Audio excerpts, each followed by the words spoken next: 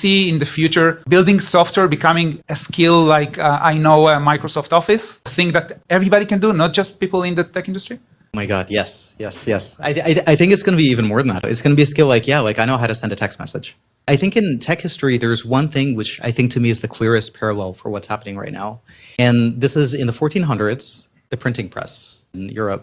What happened was before the printing press, essentially 10% of the European population was literate. They knew how to read and write. They were often employed by like kings and lords that were not literate.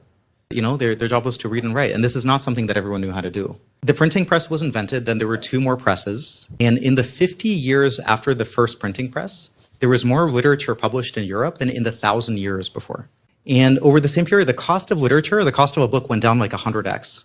And then, it took a couple hundred years because, learning to read and write is hard. You need education systems and government, and everyone can't be working on farms and so on. But over the next few hundred years, literacy globally went up to like 70%. And so, now we can all read and write, and you don't need a degree in reading and writing to know how to read and write. Although still there are professional writers, and that is the thing that you can do.